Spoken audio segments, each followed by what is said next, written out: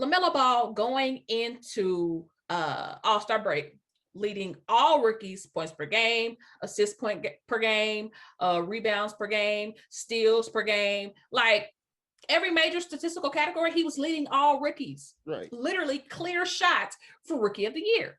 Well, it is after All-Star break. What is like 2 weeks now? 3 weeks, something like that. Yeah. LaMelo was playing basketball, and when he went up, he got fouled, and he tried to break his fall with his hands and fractured his wrist, his shooting wrist at that.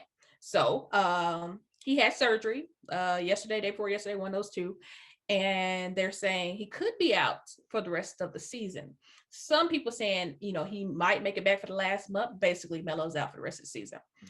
I say all that to say this. Melo should still get Rookie of the Year.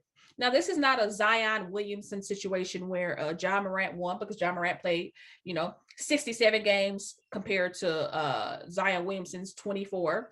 Melo Ball has played 41. He's played 41 games. Okay.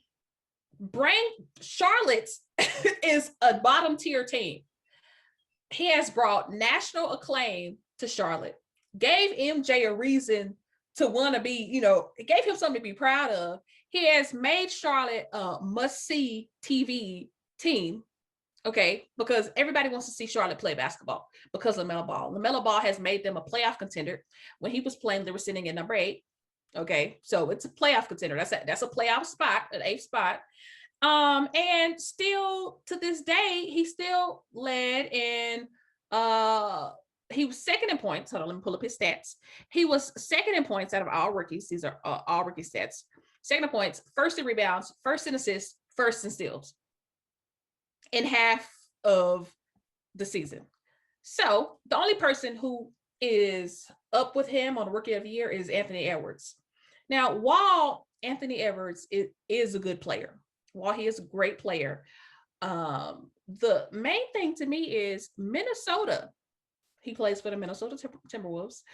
Minnesota has the worst record in the league. They do. They do. They have the worst record in the league. I'm sorry, but Melo literally led in every statistical category before he got hurt. And he was leading his team to become a playoff contender. Had to work his way off the bench. Didn't score his NBA debut, and literally is leading this team to the playoffs. If your head-to-head match is Anthony Edwards, who is playing great, by the way. He had like a 42-point game the other day. He's playing great, but your team is still at the bottom of the league. I'm sorry. That right there should knock you off of, that right there should give Melo even more of an edge. But I think he should still get Rookie of the Year. Like, you play half the season. We all see how he played. Had he kept playing, he would have won Rookie of the Year. And if Anthony Edwards wins Rookie of the Year, you know what? It needs to be a fat asterisk beside it, because you only got that because Melo got hurt. So it was 2017. It was the competition between Russell Westbrook and James Harden for the MVP. That was the year Russell Westbrook, he averaged a triple-double. He was balling out. And OKC was a 7 seed, right? And the Rockets were like a top 2, top 3 seed in the West. But to me, and I figured Russell Westbrook was going to win because, like you mentioned, if Russell Westbrook wasn't playing as good as he was, OKC was not going to be in the playoffs that year. Right. Rockets would have made the playoffs without James Harden. They would have been an 8 seed, but they would have made the playoffs. So, like, there was an elevate. Did you say this was a season Russell was averaging a triple-double? Yes. Oh, I mean, that alone, I don't see how this is comparison, because that alone wins you. No, but what I'm saying is, it's that without this, without this person, this team might be the 14th or 15th seed in their conference. And that's sure what OKC would have been without Russell Westbrook that year. Same thing with LaMelo Ball. If he's not there, like you said, they're 11th, 12th seed or whatever. They're still playmaker, but he's a playmaker. They're an 8 seed, right? And they're probably going to miss the playoffs because he's going to be out for essentially the rest of the season, maybe say for a couple weeks. But if they're the 13th seed with a week left, they're wild rushing back, let them rest, get up to par, get up to 100%, and come back in September.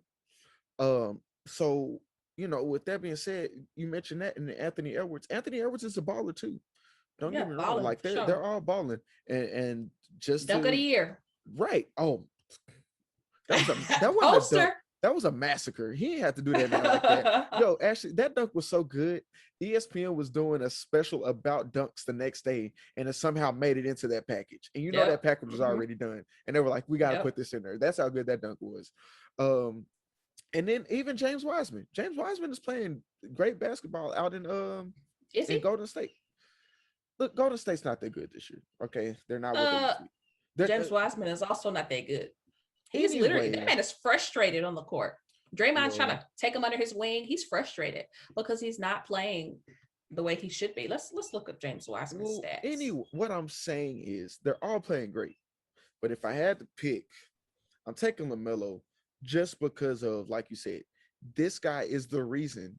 Like Golden State is going to be in with Steph and Draymond. Golden State will be in the playoffs, no problem, or at the very least in the play-in situation at the end of the Go, season. go. Wait. You said without a doubt because they have Steph and Draymond, they're going to be in the Yes, playoffs. I think Steph Curry just got hurt, to be honest. you know what he might. Well, I'm telling. If we're taking if we're taking it right now, that's what I'm saying. Like if they were to He's keep, going to be out for another week. if they were to keep playing, oh, that's right. Yeah, I heard Houston. Well, I'm saying if they were to keep playing, if they're playing full season, they're good. But without LaMelo, Uh, I think they are. okay. I think they. I don't think so, but Well, hey, we disagree on a lot of things. But without LaMelo there's no doubt in my mind, Charlotte would be another or 13 seed again. oh, for sure. For sure. Melo's averaging 16 points per game. And this man is a playmaker. Mm-hmm. His basketball IQ to be a rookie is just so impressive at the way it just keeps it literally. When you watch him play, he gets better and better. And we always said, I think when Lonzo first got in the league, it was always like, okay, there's Lonzo, LiAngelo, he played Jello. LiAngelo. Jello. That's his nickname, Jello. Oh, Nobody call him by his. I don't even know. Nobody call him by his real name. Just call him Jello. Anyway. That's what LeVar call him. Anyway, okay, Jello. I ain't calling no grown man Jello. LiAngelo. he played basketball, but LaMelo, that's the one you got to watch out for. He gonna be the absolute stud, and yeah, that's exactly. LeVar always said that's his best son. And here we are. Look, Lonzo was and is good. Nobody take that away from him. But LaMelo is like, you got LaMelo up all the way up here, and then like Lonzo is like right in here. Like good, solid player. Not gonna take it from him. But yeah, his little brother got him beat by a lot. Yeah, for sure. Yeah, I think to close this out, give that man his rookie of the year. He deserves it. Give him his rookie of the year. Don't play. At this point, if Anthony Edwards gets it, I wouldn't be surprised if I saw the man give it to LaMelo. Like, come on now. At this point, LaMelo, had he not gotten hurt, he was everybody's clear cuts rookie of the year.